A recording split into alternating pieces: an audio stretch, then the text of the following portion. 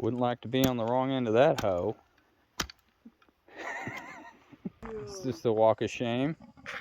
What'd you do? That's gross. Who'd you take that from?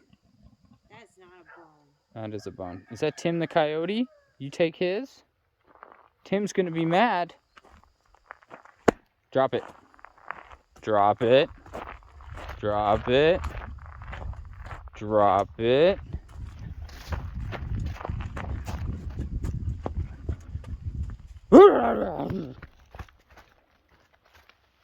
Mom doesn't think that's a bone.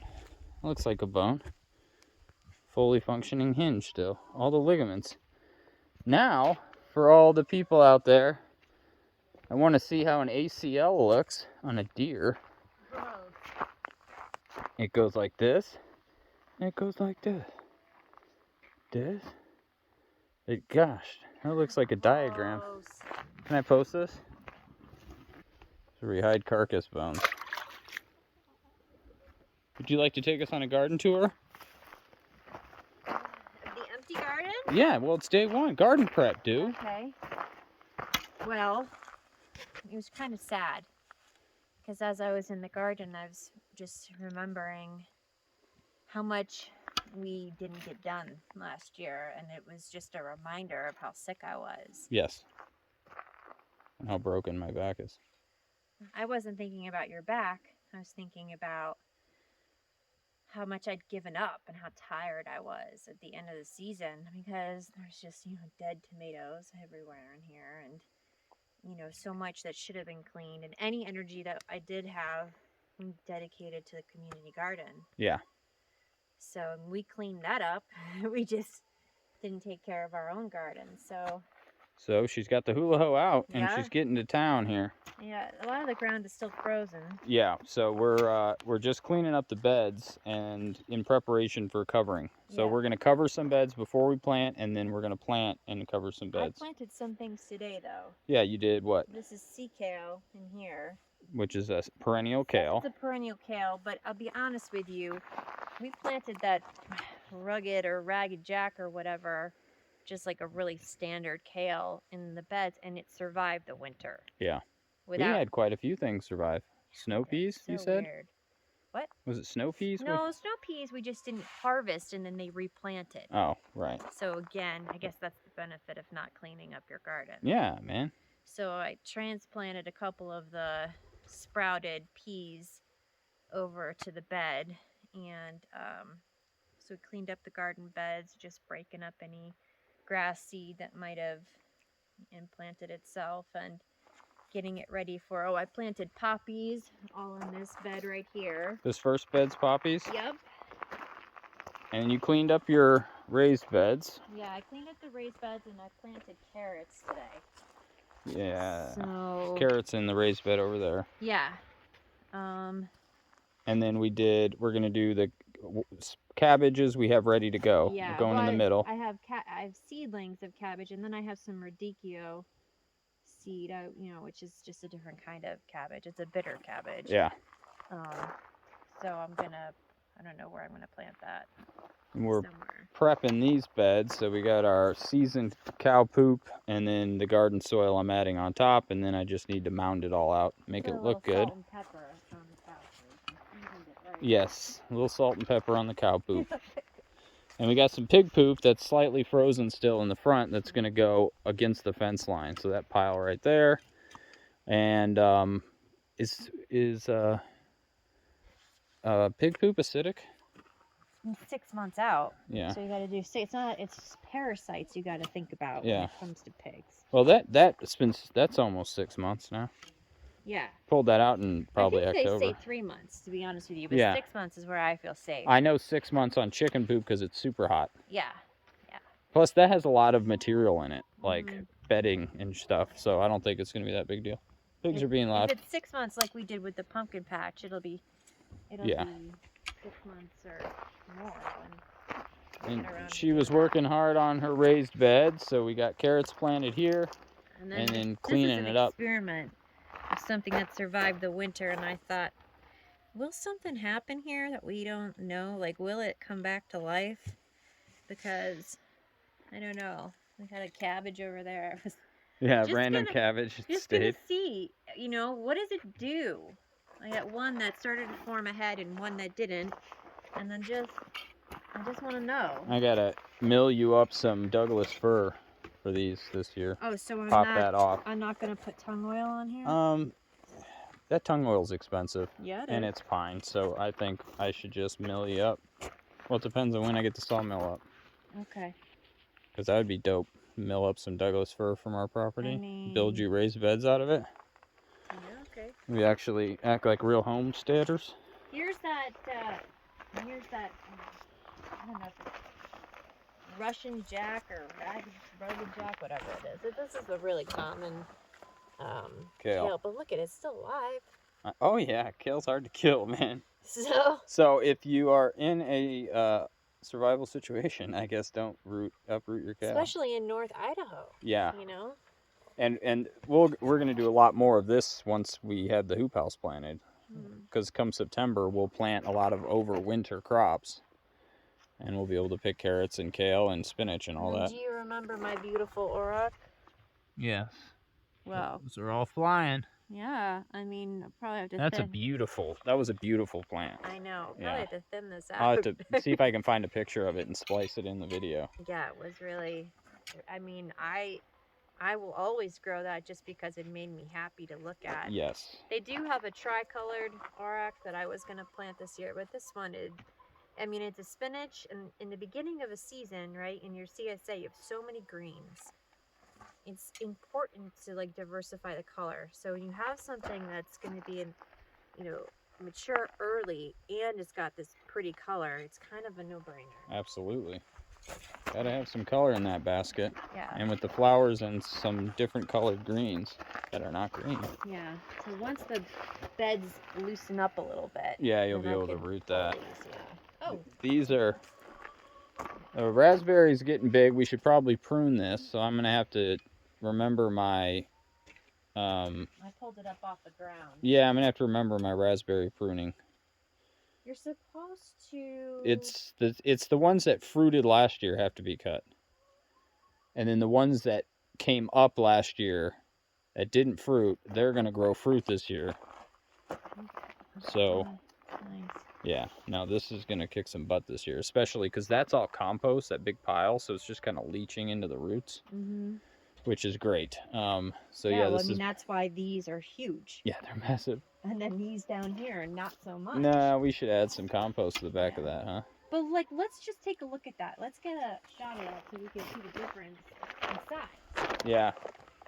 I mean, Were these the same year? Yeah. Yeah, so this one was planted the same time as this one, or these two here. Yeah, it's two. But these guys are basically buried in compost. That's just seeping into the... Buried. Buried. It's buried here in Montana. Okay. All right. The things Colton, don't know about your husband. Colton has been teaching me how to pronounce things like they're spelled. Phonetically, yeah. Yeah, phonetically. So, language. Language? Is that what he says? Yes. Yeah. All right. These, we'll see how they're doing. Blackberries are doing good. This we thought was dead because the geese got it, but looks like it's coming back. These look pretty good. I don't know. I mean, we're gonna have, now is the time, I guess, to get it up and into the fence. Yeah. Yeah. So do that soon. This guy found the fence. This is just, Snowberry, this whatever. is death row down here. They're gonna do good this year. All right. I did a spell over them. A grow spell. Grow. And these guys are doing pretty good. Those look good to go. But look how long the vines are to the back. Yeah. That's like a 7-foot vine out there. There's no geese to eat it. Yeah, we need to just wrap it up and it'll be pretty cool. I think we'll... Look at this one broke. Oh. That's sad. The snow broke it. Yeah. So that's something to think about, right? Yeah. Snow load. Snow can't... It's got its first little buds. There's a couple little buds down there. We're going to move our high-class table. And, oh, you know what I could use this table for, though? What? Sifting. Okay. You need something a little A finer. little finer. I could put the 1/2-inch mesh over it, and Yeah. then I could sift out rock and Okay. sticks. Yeah, At least one end, and I could just put wood on that side. for sure. Yeah, that's cool. All right. Hollyhock coming back. Hollyhocks are coming back. Those Yep. things were beautiful. They really were. Yeah, that's a nice flower to have in the So garden. this will be year 2, and that means this is supposedly its last year, from my understanding of how these guys work.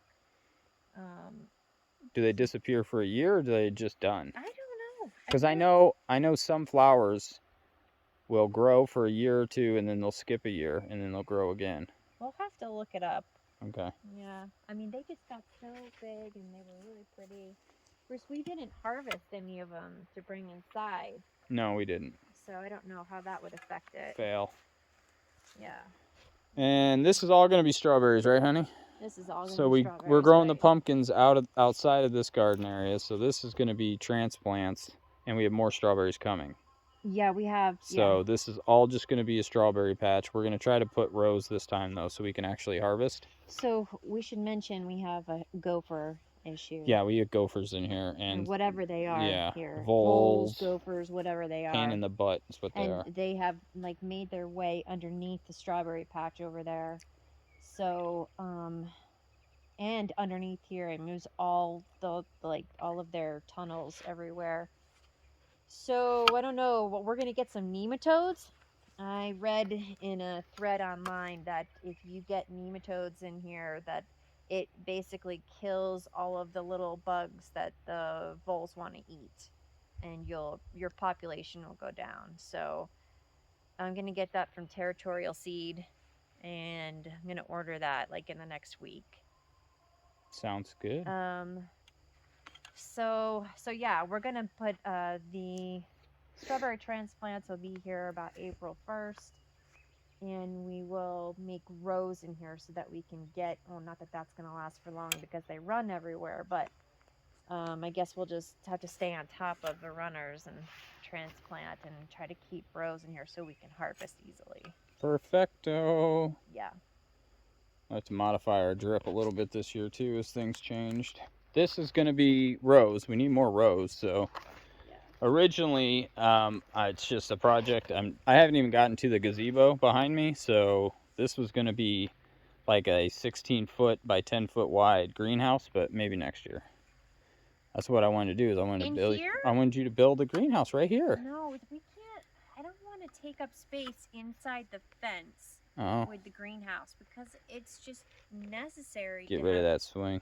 Yeah, we need rows in here. We'll put the greenhouse out there, and I mean, really, I want the greenhouse attached to the house. Yeah. But you know, so yeah, we didn't talk about what's going here. Are strawberries going to go here too? Or well, I think we just need to see how many strawberries we have. At least 100. Okay, well, probably end up being all strawberries. Probably be Strawberry Hill. Okay. Make a cute It's little got a good sign ring for to it. here. Exactly. Cuteness rules the day. Right. So yeah, we're just getting beds ready, pulling weeds. Christina was pretty upset because she thought she killed all her peonies that she bought last year. So why was I thinking that? Because they grew beautifully in the pots inside. Yeah, and then they didn't grow out here at all. And I think it was the weather condition. It got so brutally hot. But we pulled the tubers because we're going to plant these outside the garden this year because the deer don't really like peonies. And since we don't have the geese anymore, which did like the peonies, we're going to plant these outside the garden. But the tubers are all popping up again, so they're alive. So this whole row now will be freed up for vegetables. That row too, and a few more rows. But this was cool. Every tuber that I pulled up of the peonies so far, I think it's like 11, have been growing. And you pulled up the 29 I planted last fall. Yes. And those all were alive, right? Beautiful. Okay. So yeah, I'll shoot those real quick. So you planted 40 out here earlier, Mm-hmm. right? And now we've got. Yeah, so all these tubers, which I planted these correctly, because this is like our 4th attempt at properly And those are all look wonderful. Yeah, they're all shooting up all over the place. Wow, that's great. Okay, so Let's talk about dahlias real quick. sure, dahlia talk. So here's where some of the dahlias were last year, and I pulled up at least 4 or 5 different varieties, and I followed the procedure that everybody talks about. You know, you rinse them, you let them dry, Yeah. then you shut up. You plant them, or you Give them a blankie. put them in a container with like perlite, but we used wood shavings, and I even like wet them a little bit, and they all desiccated, Yeah. and they're just shriveled up. I have none None. that survived. And then I'm out here pulling up the peonies, and I came across one of the dahlias that's actually solid. It's soaking wet, so I don't know for certain, but there's a shot. Yeah, it's in better shape than the It's in ones we better shape stored by in the root far. cellar area. So it has a shot, and I'm not going to touch anything until we get into warmer weather. Yeah, see if it come back. I mean, that would be nothing short of a miracle. So what are we doing where you're standing then? This is just supposed to be dahlias. Okay. So I have new tubers coming. Right. I'm going to try one more time. So the dahlias, and I did get 40 peonies planted today. Your newest peonies.